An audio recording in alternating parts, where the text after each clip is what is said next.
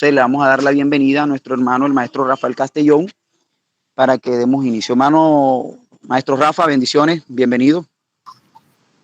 Bendiciones, hermano J, y a todos los hermanos que estamos conectados hoy, una vez más, dándole gracias al Señor por su infinita misericordia, que es el que nos permite a través de este espacio, amados hermanos, escuche bien, a través de este espacio, compartir las ricas bendiciones de Dios. Bueno, vamos entonces a comenzar. El tema de hoy es Israel a espaldas de Dios. Comenzamos hablando la clase pasada del año 931. No sé si se le quedó grabada esa fecha. Es bueno aprender las fechas porque, aunque usted no lo crea, va a llegar un momento que vamos a hablar de números, porque Dios es el Dios de las matemáticas también, para aquellos que les gustan la matemática. En el año 931 el reino se divide, 10 tribus se van al norte, 2 quedan en el sur, y comenzamos de manera de panorama, de manera de conclusión, a desarrollar lo que fue el reino del norte, y hablamos de 2 personajes. Acab, el 7º rey, un rey muy perverso, un rey que permitió que se prostituyera la religión, instalando a la religión del Baal, que traía a su esposa, quien era de los sidonios, era una princesa. Hablamos de las uniones o las alianzas políticas que se pactaban y se sellaban a través del matrimonio. Acab, a raíz de esto, bueno, vimos un hombre flojo de carácter, un hombre malcriado, por decirlo así, y vimos una mujer imponente tomando el lugar del hombre y haciendo y deshaciendo, pero después vimos el triste final de ello. Hablamos del profeta Elías, un hombre lleno de Dios, con muchas virtudes, pero con debilidades y flaquezas. De hecho, lo describe el apóstol Santiago por allá en el capítulo 5 de esta carta. Dice que Elías estuvo sujeto a pasiones y debilidades como nosotros. ¿Ok? Hoy vamos entonces nosotros a resumir la condición social espiritual del pueblo de Israel. Entramos entonces en nuestra primera diapositiva, hermana Cindy, por favor. Vamos a ver la condición en que se encontraba este pueblo. Recordando algo, Dios había llamado a esta nación para que esta nación fuese luz para las demás naciones, sin importar de que el reino se había dividido, porque cuando analizamos Primera de Reyes, capítulo 11, vemos que el profeta que va de parte de Dios a Jeroboam, al que le va a entregar las 10 tribus del norte, le promete bendiciones si él era obediente. Es que Dios siempre va a bendecir la obediencia, amado hermano. Dios siempre va a bendecir en nuestra fidelidad a su palabra y a lo que él ha establecido en ella. Entonces, vamos a ver hoy cuál era la condición de este pueblo, un pueblo que Dios le había dado 613 mandamientos. La ley moral, lo que conocemos como los 10 mandamientos o el decálogo, le había dado leyes ceremoniales, aquellas que guardaban o daban las pautas, cómo hacer la ceremonia, los sacrificios, la fiesta. Y estaban aquellas leyes conocidas como la ley nacional, la ley cómo debía conducirse con el pueblo ante su prójimo, cómo debía de estar el pueblo referente a las otras naciones, cómo debía desarrollar su vida social. Pero vemos aquí que había venido una opresión de los pobres y los ricos. Dice la historia, ojo, voy a hablar de la historia. Dice la historia que en el año 8º antes de Cristo, perdón, en el siglo 8º, no el año, el siglo 8º antes de Cristo, fue que se dieron las clases sociales. Estoy hablando de historia universal. Se dieron las clases sociales. Por primera vez se establecieron estatus, como vemos hoy, por lo menos en Colombia, el estrato 1, estrato 2, estrato 3, algo así comenzó a darse en esta época. Antes de esta época, el rey procuraba de que todos tuviesen lo que era suyo, de que nadie pasara hambre, por muy pobre que fuera, iba a tener su sustento, iba a tener para bendecir a su familia y todas estas cosas. Pero al parecer que a medida de que la nación de Israel, que era la nación que tenía que dar ejemplo de esto, ejemplo de la misericordia con el prójimo, se fue alejando de Dios, y al alejarse de Dios, adivine a quién se acerca. Bueno, no adivine, porque los adivinos no entrarán en el reino. Pero ¿qué piensa usted? ¿A quién te acercas tú y a quién me acerco yo cuando nos alejamos de Dios? Hay 2 caminos. O te vas por la luz o te vas por las tinieblas. y el pueblo se estaba acercando a las tinieblas cada día más. Se estaba acercando al reino de Satanás, se estaba acercando al reino perverso, y entonces este pueblo comienza a actuar en contra de lo que Dios había establecido. Cuando analizamos el libro de Amós, y hago aquí un paréntesis, los dos profetas menores que ministraron al pueblo de Israel, al reino del norte, fueron Amós y Oseas.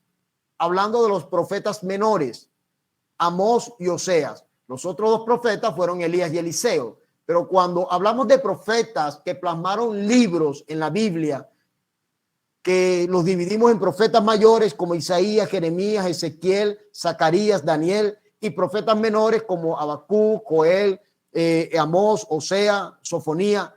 Los dos únicos profetas que estuvieron en el reino del norte fueron el profeta Oseas y el profeta Amós. Vamos a leer capítulo 2, versículo 6 de Amós. Dice: así ha dicho Jehová, por 3 pecados de Israel y por el cuarto no revocaré su castigo, porque vendieron por dinero al justo y al pobre por un par de zapatos. Mire la opresión que había.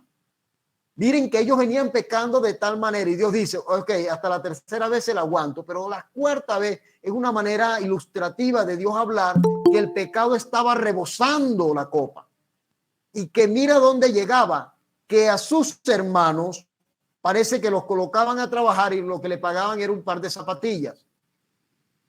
En Éxodo capítulo 22, versículos 26 y 27, ellos estaban quebrantando esa ley que dice aquí, 22, 26 al 27, dice la palabra de Dios: si tomares una prenda y el vestido de tu prójimo a la puesta del sol, se la devolverás, porque solo eso es su cubierta, es su vestido para cubrir su cuerpo, en que dormirá. Y cuando él clamare a mí, y yo le oiré, porque soy misericordioso. O sea, la injusticia que ellos estaban haciendo, Dios le dice: ojo, yo voy a cobrar lo que tú estás haciendo mal. También dice que había perversidad en la justicia. O sea, no solamente era del pueblo con el pueblo, era el patrón con el jefe. No, también era que los tribunales, cuando se presentaba algún pleito, los ricos, los que tenían más dinero, pagaban al juez y eran libres, absueltos de culpa. Esto estaba pasando con el pueblo de Israel. Esto es una señal de que se habían apartado de Dios, porque Dios, uno de los mandamientos que Jesús lo resume es: amarás a tu prójimo sobre todas las cosas. Y es lo que conocemos, los 5 últimos mandamientos del decálogo de la ley: no matarás, no hurtarás, no codiciarás, no mentirás. Todo eso tiene que ver con el prójimo. Pero este pueblo estaba totalmente pervertido socialmente y en la parte de la justicia también.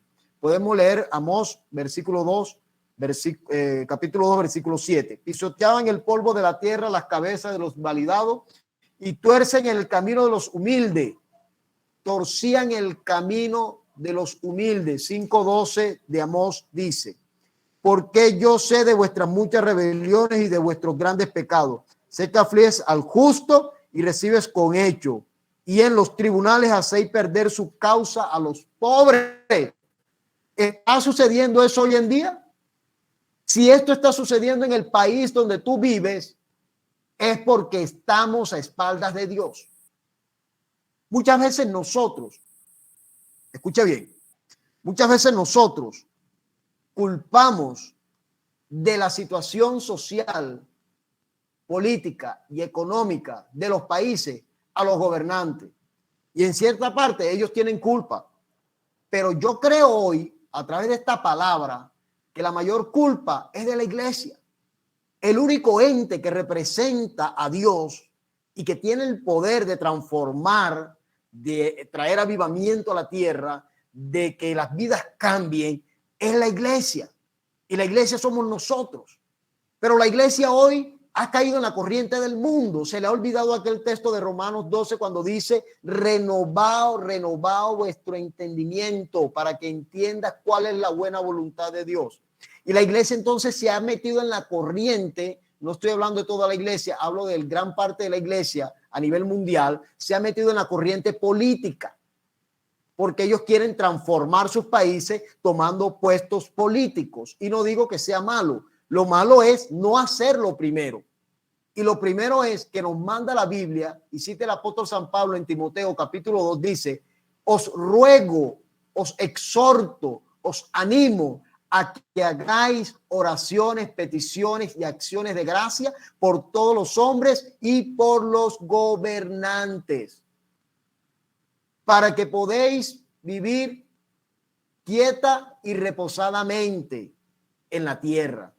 Si hay una manera de vivir quieta y reposadamente, es que la iglesia tiene que ponerse a tono con Dios y hacer lo que Dios ha mandado. No a aspirar, vamos a poner al pastor ahora como alcalde de Barranquilla o alcalde de Caracas para que Caracas cambie. No, aquí lo primero que hay que hacer es orar por los que están allí, para que conozcan a Dios, para que cambie su mente, para que tengan un encuentro con Dios, porque esos hombres también necesitan de Dios. Y esta era la condición de Israel. La religión se había mezclado con la política. Los que tenían dinero comenzaron entonces a oprimir los pobres. Ellos se preocupaban porque estaban dejando de recibir ganancias. Entonces, ¿qué hacían? Oprimían al pobre para ellos recibir lo mismo, aunque el pobre recibiera menos. Y es allí donde sale el famoso dicho: el rico cada día se hace más rico y el pobre cada día se hace más pobre. La inmoralidad abierta. Mire lo que dice el Amós 2:7b. Y sus padres se llegan a la misma joven, profanando mi santo nombre. El hijo y su padre se acostaban con la misma mujer. Iban donde las prostitutas. Acuéstate tu hijo y después me acuesto con ella. O de pronto tenían una novia por allí y había inmoralidad abierta. ¿Estará sucediendo eso hoy en nuestros días?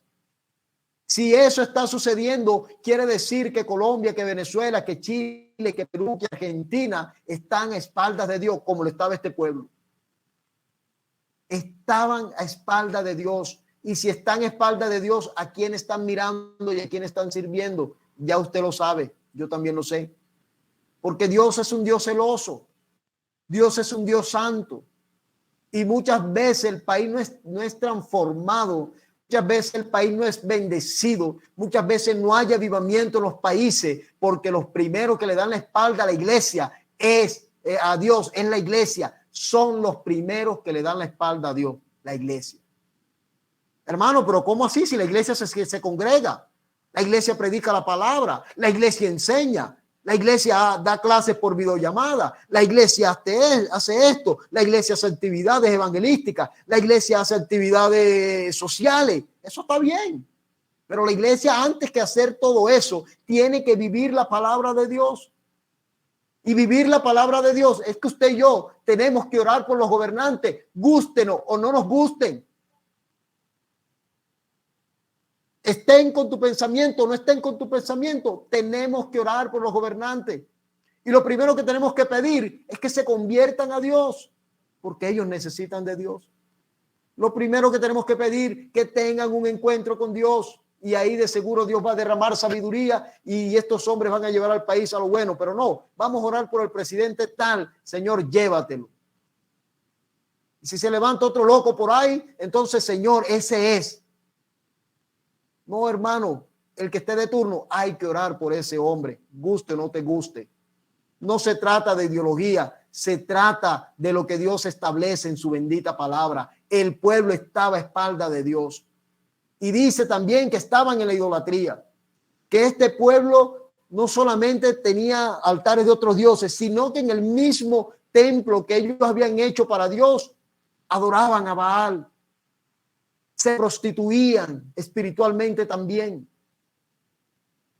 Y podemos nosotros estar en idolatría también, porque es fácil señalar al pueblo de Israel. Es fácil señalar lo que está escrito en la Biblia a los pueblos que pecaron, a los pueblos que abandonaron la fe. Pero ¿por qué no nos miramos nosotros hoy? A veces pensamos que idolatría es cargar la estampita de la Virgen del Carmen, de José Gregorio Hernández. A veces creemos que idolatría es tener un cuadro de San Pedro en la casa o de Jesucristo en la cruz. Eso es idolatría. No, hermano, la Biblia dice, Colosenses capítulo 3, versículo 5, habla de la avaricia y dice que la avaricia es idolatría. Y dice otras cosas más que son idolatría. Lo voy a leer. Haced morir pues lo terrenal en vosotros: fornicación, impureza, pasiones desordenadas, malos deseos y avaricia, que es idolatría. Todo eso es idolatría. Todo lo que le quite el primer lugar a Dios es idolatría. Aquel pueblo estaba a espaldas de Dios. ¿Cómo estamos nosotros hoy? La idolatría se resume en esto: cuando algo ocupa el lugar de Dios. No una imagen. Una imagen no tiene poder de nada. Pero cuando algo le quita el primer lugar a Dios, podemos estar en idolatría. ¿Sabes algo? Enseña la palabra de Dios a través de todo el recorrido bíblico, que todo aquello que se establece en el corazón es lo que gobierna nuestra vida. Por eso el Señor Jesús dijo: de la abundancia del corazón habla la boca. Y si tú y yo no estamos dispuestos a renunciar a algo por servirle a Dios, por obedecer a Dios, estamos en idolatría. Si tú y yo somos incapaces de decirle no a algo para servirle a Dios, estamos en idolatría. Así estaba este pueblo, el pueblo de Israel, en idolatría. Sus jueces estaban pervertidos, había inmoralidad, prostitución, y lo peor, los ricos oprimían a los pobres. ¿Cuánto Dios cuida a los pobres? Páseme la otra diapositiva, hermana Cindy. Vamos ahora a ver qué nos revela el profeta Oseas. El profeta Oseas, dice la palabra de Dios, que no había verdad en el pueblo. No había nada que este pueblo pudiese hacer que agradara a Dios. Vamos a leer el capítulo 4. Dice: oí palabra de Jehová, hijo de Israel, ¿por qué Jehová contiende con los moradores de la tierra?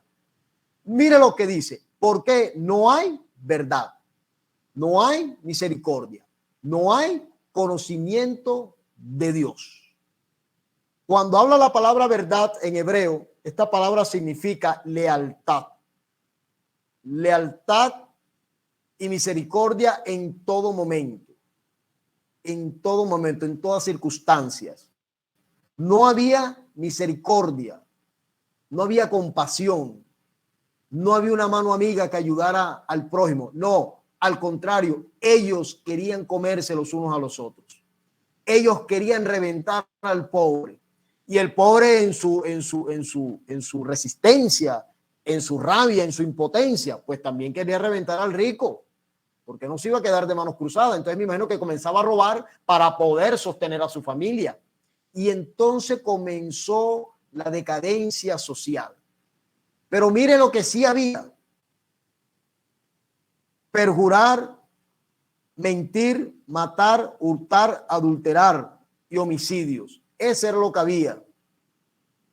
Mentían, mataban, hurtaban. Eso no suena a los 5 mandamientos que hablan del prójimo: no matarás, no hurtarás, no mentirás. Eso habla de eso. Ellos estaban a espaldas de Dios. Y todo esto porque dice aquí en el puntico, el cuadrito amarillo que tiene usted allí, no había conocimiento de Dios. Y me voy a parar en este punto. Todos nosotros pensamos que conocemos a Dios, pero hay diferentes niveles de conocimiento. Hay un conocimiento que en el griego es el conocimiento oída, O-I-D-A, oída, en el griego oída, que significa el conocimiento que se adquiere a través de los sentidos, a través de los 5 sentidos. Por lo menos, alguien le dice: ¿tú conoces a fulano? Y tú dices: bueno, yo lo he visto, él es uno alto, él de bigote, usa lente, es flaco, cabezón. Entonces usted puede decir que lo conoce. Usted puede decir que lo conoce. ¿Por qué lo conoce? Porque lo vio. Es un conocimiento que se adquiere por medio de los sentidos. Está el segundo conocimiento, que es el conocimiento ginosco. Es el conocimiento que se adquiere a través del estudio. Leo y aprendo, de la investigación, el conocimiento mental, el conocimiento intelectual. Tú y yo podemos estar en esos dos conocimientos con Dios. Oída, o sea, lo conozco por los sentidos. Siento a Dios, siento la presencia de Dios, siento algo raro, no sé, o sea, percibo, estoy viendo los milagros que Dios está haciendo, estoy viendo con mis ojos, estoy escuchando la voz de Dios y podemos conocer a Dios hasta ese punto. Pero también lo podemos conocer porque leemos mucho la Biblia y sabemos lo que la Biblia dice de Dios. Pero el conocimiento, ese conocimiento de los dos que te he hablado, tal vez estaban en el pueblo. Pero Dios no quería ninguno de esos dos conocimientos, aunque son buenos, pero no son los aprobados por Dios.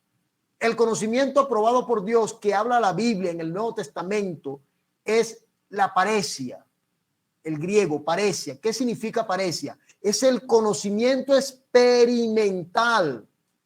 No es lo mismo conocer a alguien porque lo veo, no es lo mismo conocer a alguien porque leí su biografía que conocer a alguien porque he interactuado, he tenido experiencia, he andado, he caminado, he tenido contacto con esa persona. No es lo mismo ese conocimiento. Y ese era el conocimiento que este pueblo no tenía. Por eso es que Job en una ocasión dijo, de oída hasta había oído, conocimiento, oída a través de los sentidos. ¿Qué le faltaba? Un encuentro con Dios. Este pueblo le faltaba un encuentro con Dios. Ellos tenían la ley, ellos tenían las sinagogas, ellos se reunían, hablaban de Dios, profesaban a Dios, pero no tenían una experiencia con Dios. Y hago esta pregunta para todos los que estamos aquí, comenzando para mí. ¿Hace cuánto no tenemos una experiencia con Dios? ¿Hace cuánto no tenemos una paresia con Dios, un encuentro experimental con Dios? Eso hace falta, eso debe ser parte de la vida cristiana, porque eso es lo que nos va a enamorar más de Dios. Si eso no está allí, nos vamos a alejar y vamos a comenzar a darle la espalda a Dios. Es por eso la importancia del estudio de la palabra de Dios. Y este pueblo no tenía ese conocimiento experimental. Tal vez ellos recitaban la ley y hablaban muchas palabras, pero hacían pocas cosas que agradaban a Dios. Entonces, ¿qué era lo que sí tenían? Mentían, robaban, adulteraban y mataban. ¿A causa de qué? Aprendemos hoy de que no conocían a Dios de una manera experimental, solamente intelectual y de oída. Que eso no nos suceda a nosotros, Iglesia del Señor. Estamos en tiempos difíciles. Estamos en tiempos donde Dios crea escenarios para que tú y yo busquemos más de Él. Nos cerraron las iglesias por un tiempo, pero se abrieron las redes sociales. Dios siempre va a tener un camino para que nosotros entremos y glorifiquemos y busquemos y nos alimentemos de Él. Porque si hay alguien interesado en tener una relación con nosotros experimental, es Dios. Y el beneficiado no es Dios, sino eres tú y soy yo. Así que esa era la condición del pueblo. Una condición muy decadente. Espalda de totalmente, estaban a espalda de Dios. Pásenme la otra diapositiva, hermana Cindy, por favor. Una situación, de verdad que, digo yo, dolorosa. Porque sabes que es triste, que tú y yo sabemos que Dios nos ha dado posiciones, que Dios nos ha dado talentos, nos ha dado un ministerio. ¿Qué estamos haciendo con lo que Dios nos ha dado? ¿Lo estaré haciendo a la manera de Dios o lo estoy haciendo a mi manera? No, los tiempos han cambiado y ahora hay que innovar esto, hay que innovar lo otro. Está bien, no podemos quedarnos atrás en algunas cosas, pero el mensaje tiene que ser radical, tiene que ser el mismo. Cristo es el único camino. Sin santidad nadie ve al Señor. Sé santo porque yo soy santo, dice el Señor. Y sé santo no es que usted use la falda por el tobillo, ni que yo ande con corbata las 24 horas. Ser santo es apartarse de las cosas que a Dios no le agradan. Si tú llegas a un lugar donde están hablando cosas que no le agradan a Dios, tú no puedes estar allí. Si tú estás hablando de cosas que son doble sentido, eso está hablando de que tú estás a espaldas a Dios. Mira lo que dice aquí el hermano Joseí Cortés. O hermana, no sé, dice, la experiencia que me dio Dios con este virus me llevó a enamorarme más de él. Yo le aseguro que este hermano que nos ha escrito tuvo un encuentro experimental, tuvo una parecia con Dios. Porque cuando tenemos esa parecia, escribimos lo que escribió el hermano o la hermana, nos enamoramos más de Dios. No hay manera de enamorarse de Dios desde lejos. Hay que estar cerca, sentir el corazón de Dios, sentir la voz dulce y tierna de Dios diciéndote, no me dé la espalda como lo hizo el pueblo de Israel. El apóstol Pablo habla a los Corintios en su capítulo 10 y dice, todas estas cosas están escritas para nuestra amonestación, para que no hagamos lo mismo. No para que señalemos al pueblo, para que señalemos a David porque pecó, a Salomón porque se consiguió muchas mujeres, o a Jeroboam porque hizo 2 altares. No es para que lo señalemos, es para que aprendamos de la experiencia de ellos. ¿Cómo estaba el liderazgo? El liderazgo, los reyes, quienes gobernaban el pueblo, los profetas, quienes eran la boca de Dios, y los sacerdotes que intercedían y ministraban las cosas santas de Dios. Ellos tenían que estar firmes. Y es por eso que yo digo, amados hermanos, me atrevo a decir hoy que la situación que viven muchos de nuestros países es porque le hemos dado la espalda a Dios, nosotros la iglesia primeramente. Porque hiciéramos oraciones por los gobernantes, porque si hiciéramos ayunos por ellos, porque si viviéramos la palabra de Dios, porque si diéramos, no hay necesidad de estar mandando a un hombre del ministerio, a un pastor a que se lance a la política. ¿Cómo yo voy a pretender sacar a un hombre de un puesto de honra como es el reino de los cielos para que vaya a atender las cosas del mundo? Eso no puede caber en mi cabeza. Como que yo diga mañana, bueno, hermanos, me retiro del ministerio cristiano porque ahora voy a lanzarme a concejal de Caracas. ¿Cómo voy a abandonar yo un puesto, hermano, glorioso como es servir en el reino de Dios para irme a atender los asuntos de esta vida que pasa? El mundo y sus deseos pasan, pero el que hace la voluntad de Dios permanece para siempre. Los reyes hicieron lo malo. Segunda de Reyes, capítulo 13. Voy a leer unos cuantos, pero si usted lo lee todo, todos hicieron lo malo en el reino del norte. Estamos hablando del reino del norte. Después hablaremos. Segunda de Reyes 13:10 dice: el año 37 de Joás, rey de Judá, comenzó a reinar Joás, hijo de Joacás, sobre Israel en Samaria, y reinó 16 años. E hizo lo malo ante los ojos de Jehová. 14:23 dice la palabra de Dios: el año 15 de Amasías, hijo de Joás, rey de Judá, comenzó a reinar Jeroboam, hijo de Joás, sobre Israel en Samaria, y reinó 41 años, e hizo lo malo ante los ojos de Jehová. Capítulo 15, versículo 8.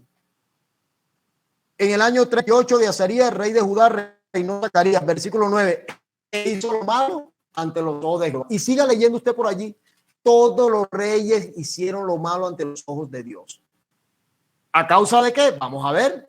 Los sacerdotes, que eran los que tenían la responsabilidad de instruir al pueblo, de llevar al pueblo a la consagración, mira cómo estaban estos sacerdotes. Capítulo 4, versículo 6.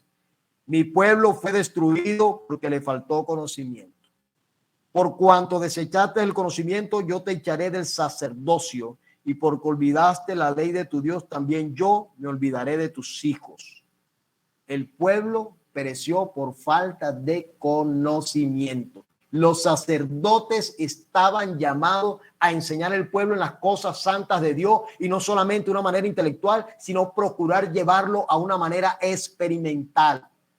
Así que los que estamos aquí en esta clase hoy, damos gloria a Dios por todos los que estamos aquí, que tenemos responsabilidades con ovejas, con rebaños, con la escuela dominical, que tenemos nosotros responsabilidades con algún departamento de damas, de jóvenes, de caballeros, no sé.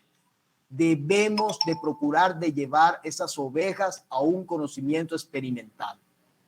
Las actividades son buenas, son necesarias, los compartir extraordinarios, pero primero hay que llevarlos a conocer a Dios experimentalmente. La Biblia dice, escuche bien, Si Jehová no edifica la casa, el resto usted lo sabe. Si alguien lo puede escribir en mensaje, se lo agradezco. Si Jehová no edifica la casa, espero el mensaje por allí, quien se lo sepa. Entonces los sacerdotes estaban desviados.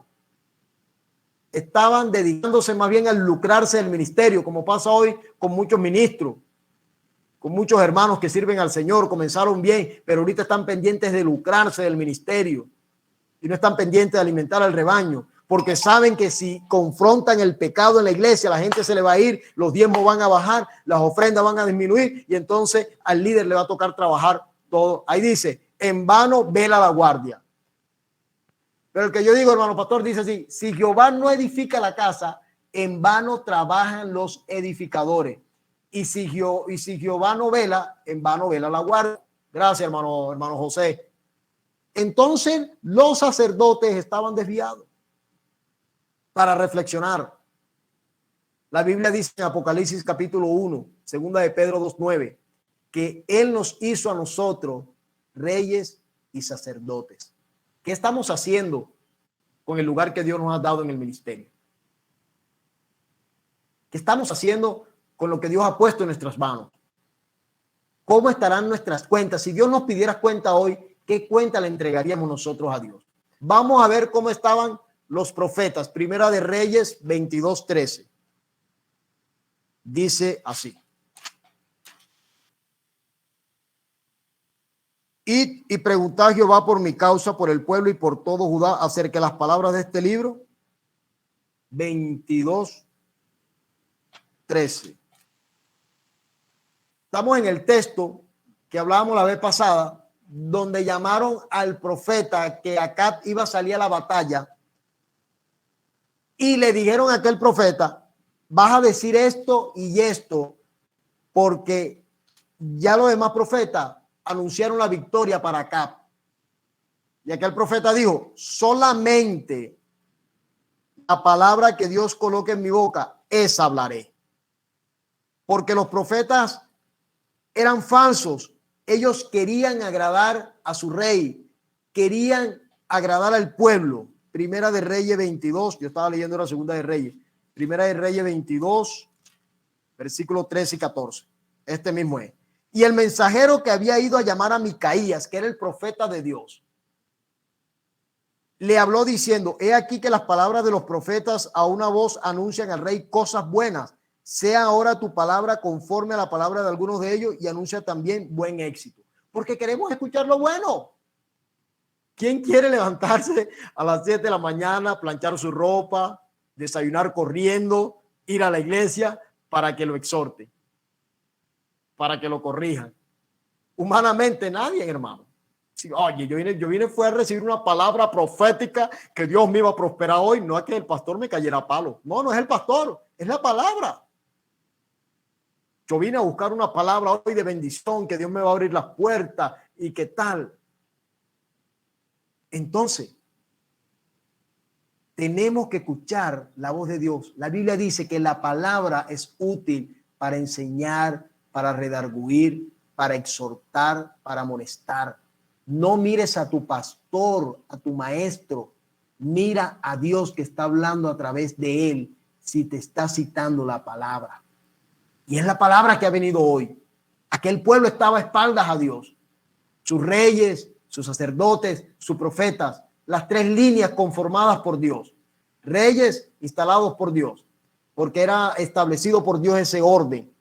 Sacerdotes llamados por Dios y profetas llamados por Dios y hablar de Dios. Sin embargo, ellos estaban desviados. Los primeros que le dieron la espalda fueron los hombres llamados a representar a Dios. Para que un pueblo y una nación le dé la espalda a Dios, primero se la tiene que dar los que hemos sido llamados a anunciar el evangelio de Dios.